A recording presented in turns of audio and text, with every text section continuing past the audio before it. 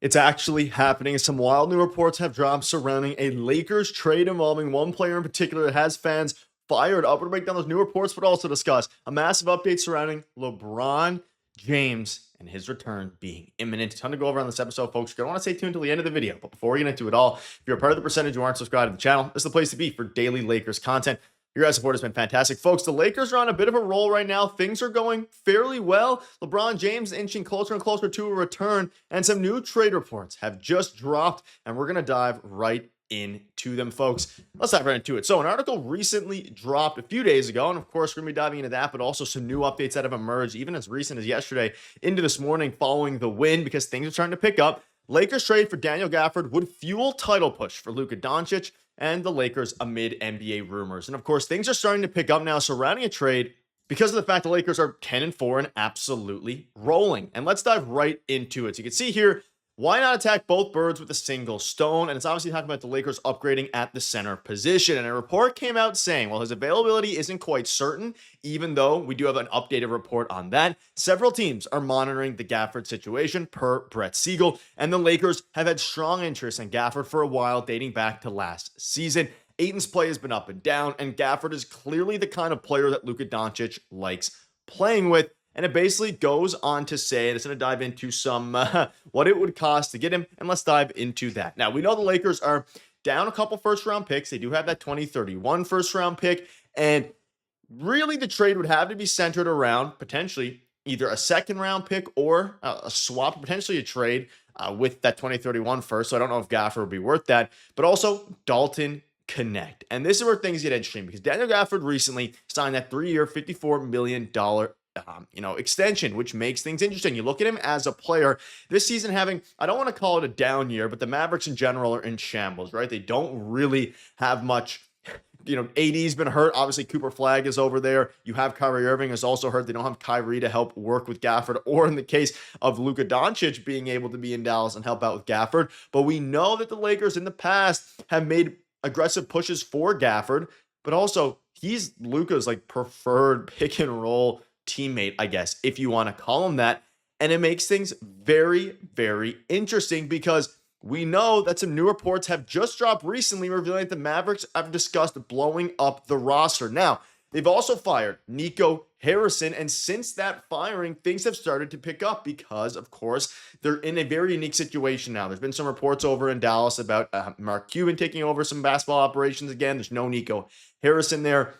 You're at a point now where, okay, if they're looking to blow it up, like Chris Mannix says, he said, as for what's next, I'm told that Mark Cuban, who was exiled from basketball operations by Harrison, is back at the table. I'm also told that radical roster changes have already been discussed by Dallas's new brain trust. Big changes could be coming to Big D. Now, they're, of course, referring to the most likely outcome, which is, a bunch of changes both internally and on the player front, but also Anthony Davis. His name has been thrown around there. We'll probably have a video coming out on that. I don't think he's going to return to LA. But if they're having a fire sale, obviously there is this sour relationship of, in theory, there was a good relationship between Rob Pelinka and Nico Harrison. We know they kept the trade with Luka Doncic quiet. But if you can go out and get somebody like Daniel Gafford because they're blowing it up, it makes a ton of sense. Now, whether it's going to be a first-round pick, there's been rumors about, Dalton, Knecht, salary filler, and a second-round pick. I mean, Gafford would be fantastic, right? They're going to get James back soon to dive into, but getting Daniel Gafford, I can't even begin to discuss how it could be, how effective it could be and how impactful it can be for a team that's 10-4 anyway. You can see here, better still, the Lakers could potentially pry Gafford from Dallas using one of their many expiring contracts. Kleber, Knecht, and a second-round pick could be a viable package. Now, I don't know if the Mavericks would take that for Gafford unless they're in a full-blown fire sale. And obviously, Dalton, Knecht has not really been used by JJ Redick since he came over. Of course, he was traded for Mark Williams. Trade got rescinded. We don't need to visit that again and revisit all that, debacle. But Knecht's not finding himself in the rotation much. We're seeing guys like Jake LaRavia. We're seeing guys. Marcus Smart's been a fantastic ad. Bronny James started, not Bryce. He's getting up there eventually, playing in college now. But regardless of that, Knecht played 33 minutes yesterday, right? And he was okay. He had 9.6 rebounds, but that was with a heavily injured team. No Rui, no LeBron, obviously, and all these different things. No Smart yesterday, too, which is a little bit interesting. They had to use everybody. If you can get another big man out of it, man, you have Gafford instead of Hayes, or even Gafford starting with DeAndre Ayton off the bench. I absolutely love it. And having more centers is obviously super important. And again, the firing of Nico Harrison is kind of probed now the idea that the Lakers should revisit. And of course, they will be revisiting the big trade for many different players, but of course, Daniel Gafford being one of them. Let me know down below, would you do, I mean, obviously you do a package, I think, of connecting that. Would you give up a first-round pick for Daniel Gafford? And that's the big question mark. I don't know if I would at this point. I think they're going to try to save their first-round draft capital for the trade deadline, right? Because at the end of the day here, the most important time will be the deadline. Now, will trades happen before? Probably. And will it be the Lakers? That's up in the air. But the needs are going to become clearer and clearer for what this team actually needs. And of course, at this juncture, you're going to have to see what the team looks like with LeBron. And they're rolling with LeBron or without LeBron. So you get LeBron back, figure out what they need, whether that's defense, whether that's another big man. It'll be interesting to see, but I think Ayton's probably earned that starting center spot for now, and Gafford's used to playing off the bench anyway. Obviously, Ayton with a 20 and 10 double-double yesterday is having a really good year, so that's interesting there. So let me know down below what your thoughts are on all of that, because we know they beat the Lakers, beat the Bucks yesterday. You played the Jazz on Tuesday, and then, of course, the Jazz again. Some really easy matchups here before you play the Mavericks there in a couple weeks. But it's going to be interesting.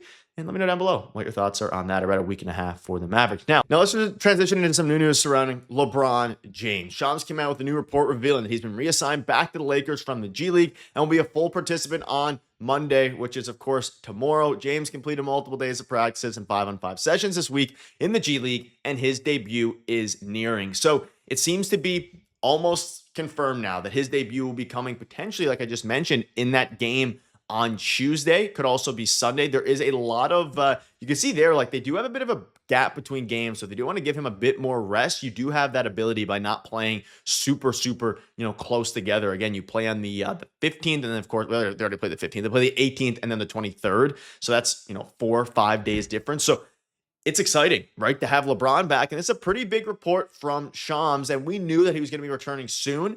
But again, it's all going to go back. And the reason I wanted to bring it up with this trade talks is with the trade talk report is because of the fact that a lot of it is intertwined. If LeBron plays really well, then, maybe they don't need to make a huge splash, though I think they will. They're one of the best teams in the Western Conference right now. So you have to go out, continue to win games, and see what your weaknesses are as we approach the trade deadline. And it's going to be exciting. I mean, we saw a game where Bronny James started yesterday. Like, you probably don't want to have that happening. So could you add another, guard? Maybe, but then you have Marcus Smart, who is missing it too. So exciting stuff. LeBron coming back changes everything. We know that it alters the landscape of this team, alters the landscape of what they need.